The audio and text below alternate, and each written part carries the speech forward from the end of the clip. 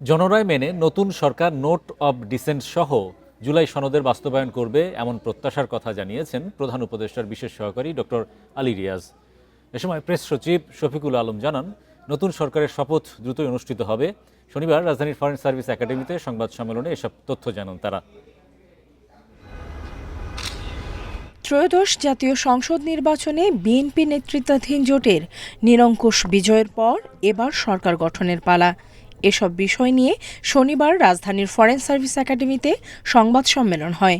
সেখানে প্রেস সচিব জানান, নতুন এমপিদের শপথ অনুষ্ঠানের জোর প্রস্তুতি চলছে। শপথের জন্য প্রস্তুতির কাজ গতকাল থেকেই শুরু হয়েছে। আজকে আপনারা দেখেছেন যে গেজেট অলরেডি এমপিদের গেজেট প্রকাশ হয়েছে এবং বাকি কাজ খুব দ্রুত গতিতে চলছে। চিফ অ্যাডভাইজার কালকেও কাজ করেছেন।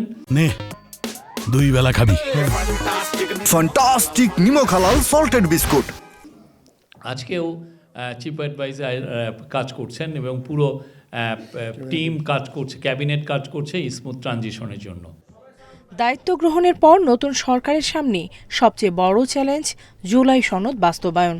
সব দলের অংশগ্রহণে প্রণীত জুলাই সনদের বেশ কিছু বিষয়ে নোট অব ডিসেন্ট দিয়েছিল বিএনপি। এ প্রসঙ্গে প্রধান উপদেষ্টার বিশেষ সহকারী ডক্টর আলী রিয়াজ বলেন, গণভোটে হ্যাঁ জয়লাভ করায় নোট অব ডিসেন্ট এখন জনরায়ে পরিণত হয়েছে।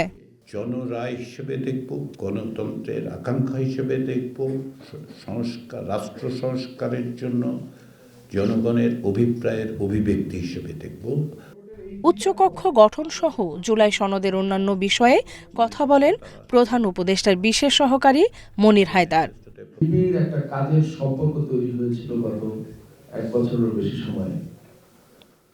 একজন নাগরিক হিসাবে তো বটেই, একজন সাংবাদিক হিসাবে এই ঐতিহাসিক প্রক্রিয়ার সঙ্গে যুক্ত হওয়াটা আমার জন্য খুবই সৌভাগ্যের এবং তৃপ্তির একটা ব্যাপার ছিল। সংবাদ সম্মেলনে জানানো হয়, বিএনপির চেয়ারম্যান তারেক রহমানকে অভিনন্দন জানিয়ে তার বাবা শহীদ প্রেসিডেন্ট জিয়াউর রহমান ও মা বেগম খালেদা জিয়ার আদর্শ অনুযায়ী দেশ পরিচালনার পরামর্শ দিয়েছেন প্রধান উপদেষ্টা ডক্টর মোহাম্মদ ইউনূস।